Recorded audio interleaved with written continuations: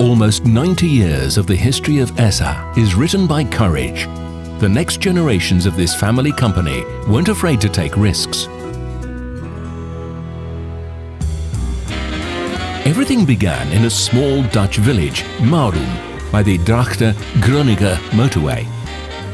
In 1922, Klaus Michel Elema bought a hotel and a cafe, De Koppelpade. This exceptional place will be the home for ESA for decades, but for now, it's just an ordinary Dutch cafe where two young men dream their amazing dream of power. The dreams start to turn into reality when in 1927, Klaus, together with his brother-in-law, Martinus Stollenha, decide to try their hand at the rising automotive business. They launch a public transporting company. Their fleet were 2 buses of Renault brand and 1 of Ford. The business picked up. The next routes, tours, courses. And the result of the first years? The founders lost 10,000 guilders.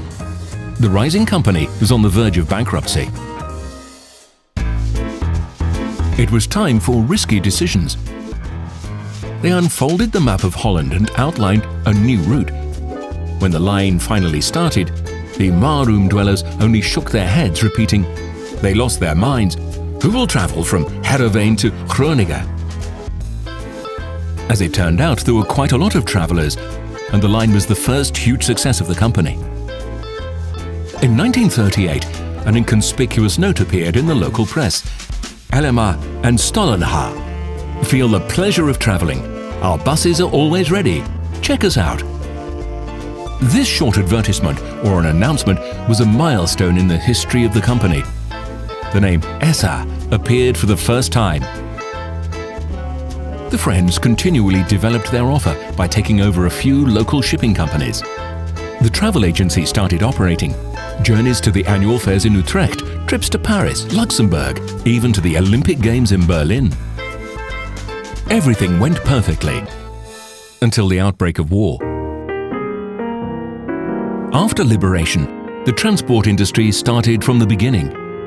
As a result of huge demand and minimum supply, instead of buses, there were 4 old fire engines, army surplus cars, or a pre-war bus that miraculously survived the war hidden in a shed. The company gained momentum. A huge car service workshop was opened in Marum. Additionally, new workshops were launched in Oosterwelde, Halwijk, Leek, and Rode. The beginning of the 50s is the time for development. ESA became the official representative of the DAF company. Their cooperation has lasted for over 60 years.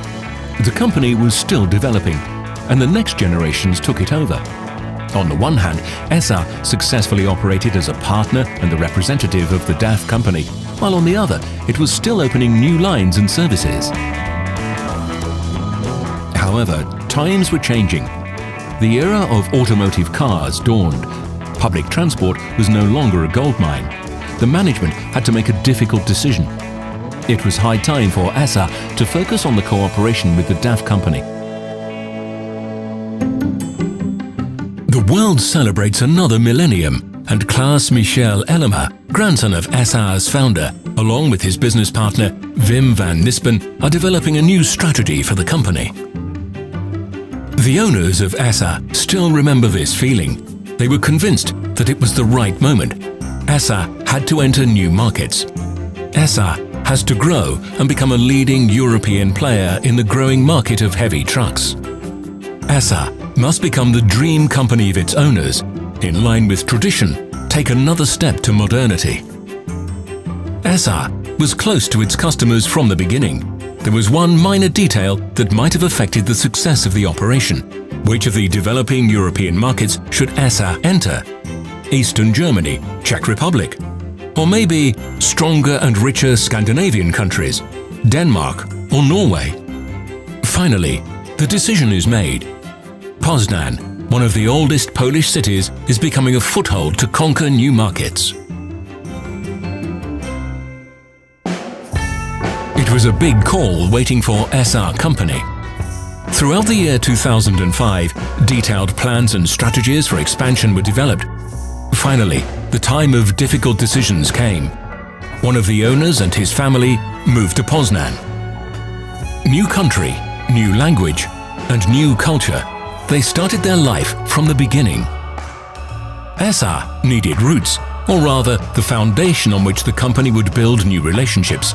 Employees had to think like clients from Poland, speak their language, be part of the local community.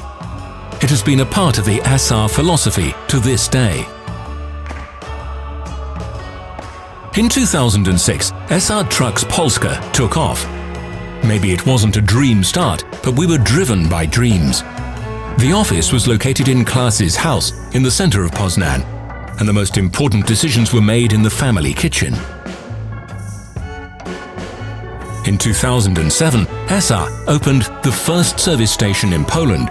From that moment, it was downhill all the way. Konin, Lwowa, Świecko. The effect of hard work and years of gaining our clients' trust. More successes and rewards. In 2011, a chance appeared to realize the ESA's initial development plan. We want to be where our clients are all around Europe. This is our mission. Therefore, we decided to take the opportunity of locating another ESA house in Denmark. Scandinavia and its market stood in front of ESA company wide open. ESA TRUCKS Denmark AS was founded and appointed as the authorized DAF dealer for Denmark.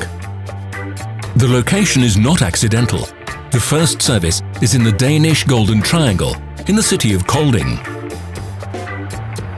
In 2013, we could proudly announce the gate leading straight to Scandinavia has been opened.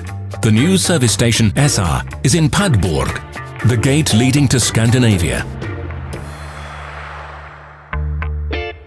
We are where our customers are.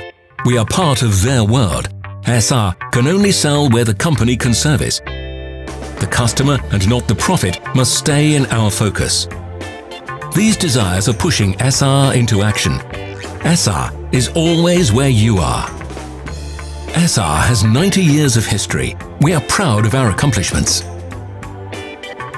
Over 50,000 sold trucks, millions of service actions.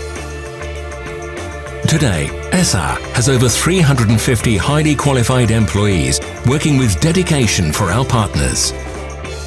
And therefore, we are ESA. Experience, service, attention. ESA, the best partner on your way.